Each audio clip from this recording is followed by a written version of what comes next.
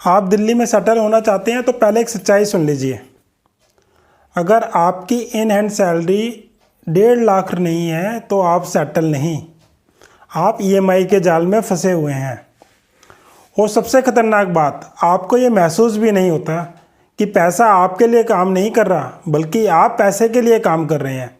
नमस्कार, मैं हूँ CMA ब्रह्म प्रकाश और आप देख रहे हैं मार्केट मनी माइंडसेट। सिर्फ कमाने की बात नहीं करते, पैसे को कंट्रोल करने की समझ विकसित करते हैं।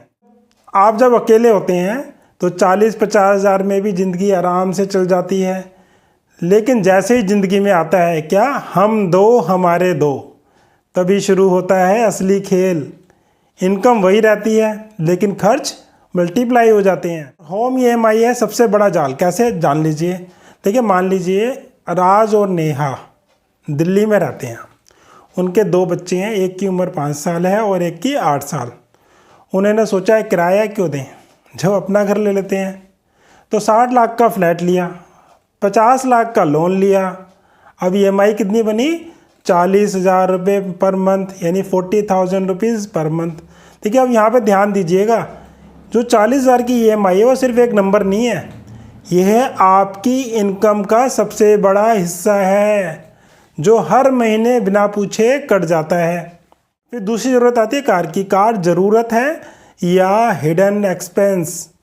देखिए, अब बच्चों के साथ क्या होता है, पब्लिक ट्रांसपोर्ट तो मुश्किल है, तो कार ज़रूरी हो जाती है। तो उसके लिए आप क्या करेंगे, 10 लाख की कार लेंगे, EMI 20,000 रुपये बनाएंगे और पेट्रोल और मेंटेनेंस का खर्च 6,000 रुपये लगभग हर महीने, यानी टोटल EMI पर मंथ 26,000 रुपये। ये बताइए, क्या कार आपकी ज़रूरत है या आपकी फाइनेंशियल कैपेसिटी से ज़्यादा का डिसीजन।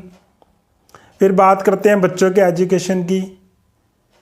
प्राइवेट स्कूल 2 लाख रुपये सालाना फ़ीस 2 बच्चों की। स्कूल बस का किराया 50,000 रुपये सालाना। इसका मतलब अगर हम इसे एवरेज करें तो महीने का खर्च 21,000 रुपये। लेकिन यहाँ पे एक माइंडसेट समझिएगा, एजुकेशन खर्च नहीं है। जो बच्चों की एजुकेशन है वो खर्च नहीं है, ये लॉन्ग टर्म इन्वेस्टमेंट है। लेकिन अगर प्लानिंग नहीं है आपके पास तो यही इन्वेस्टमेंट फाइनेंशियल प्रेशर बन जाता है। कैसे? देखिए, अब रोज़मर्रा के खर्च भी आएंगे, जो डेली रूटीन के एक्सपेंस है वो भी हैं। राशन है वो लगभग 16,000 रुपये पर मंथ, 16,000 रुपीज़। इलेक्ट्रिसिटी भी है, मेंटेनेंस भी है, उसका भी खर्चा कितना आ जाता है, 8,000 रुपये। तो ये खर्चा छोटे लगते हैं, लेकिन धीरे धीरे आपकी इनकम को ख़त्म करते हैं। एक्सपेंस क्या आ जाता है आपकी हेल्थ एंड सिक्योरिटी का। आप मेडिकल भी करेंगे, 5,000 रुपये पर मंथ देना पड़ेगा उसके लिए। इंश्योरेंस भी करेंगे, उसके लिए भी 3,000 रुपये पर मंथ देना पड़ेगा। क्योंकि याद रखिए, बीमारी कभी पूछ कर नहीं आती, लेकिन उसका खर्च हमेशा आपकी प्लानिंग से जुड़ा होता है। हमारा लाइफस्टाइल भी ज़रूरी है, ज़िंदगी भी ज़रूरी है। क्या करना है, पूरा महीना काम करने के बाद हमें क्या करना है, आउटिंग भी जाना है, मूवी भी देखनी है, डिनर भी करना है। तो अगर इन सबको ओवरऑल एक्सपेंसेस देखें तो महीने का कितना हो जाता है, 8,000 रुपये खर्चा NCR दिल्ली जैसे शहर में आराम से हो जाता है। ज़िंदगी सिर्फ सर्वाइव करने के लिए नहीं है, थोड़ा जीने के लिए भी तो चाहिए ना। तो आउटिंग, डिनर, ये तो ज़रूरी है हमारी लाइफ के अंदर पार्ट। फिर बात करते हैं एक इन्वेस्टमेंट की भी। अगर हम कमा रहे हैं तो हमें इन्वेस्टमेंट भी करना पड़ेगा। तो उसके लिए आपको क्या करना पड़ेगा, एक SIP होनी चाहिए 10,000 रुपये महीने की, और एक एमरजेंसी फंड होना चाहिए 5,000 रुपये का। यही वो पैसा है जो आपको फ्यूचर में फ्रीडम देगा। अगर यह नहीं है तो आपकी पूरी ज़िंदगी सिर्फ खर्च चलाने में निकल जाएगी। खर्चों का एक पोस्टमार्टम करते हैं, अब पूरा कैलकुलेशन देखते हैं। देखिए, EMI होम की 40,000 रुपये महीना, EMI कार का 20,000 रुपये, कार खर्च और मेंटेनेंस के 6,000 रुपये महीना, स्कूल फीस बच्चों की 21,000 रुपये महीना, ग्रोसरी 16,000 रुपये और यूटिलिटी बिल 8,000 रुपये का, मेडिकल 5,000 रुपये का, इंश्योरेंस 3,000 का, लाइफ स्टाइल 8,000 का, इन्वेस्टमेंट 15,000 की। अगर हम इन्हें टोटल करें तो ये बनता है 1,42,000 है, 1,42,000। जी हाँ, 1,42,000, यानी दिल्ली में बेसिक सेटल्ड लाइफ का खर्च। सबसे बड़ा सच भी बताता हूँ। देखिए, अगर आपकी इन हैंड सैलरी 1.5 लाख से कम है तो आप इन्वेस्टमेंट नहीं कर रहे हैं, आप कंप्रोमाइज़ कर रहे हैं। आप वेल्थ नहीं बना रहे हैं, आप सिर्फ विल्स भर रहे हैं। आप समझते हैं असली खेल को। देखिए, ज़्यादा कमाना सॉल्यूशन नहीं है, सही मैनेज करना सॉल्यूशन है।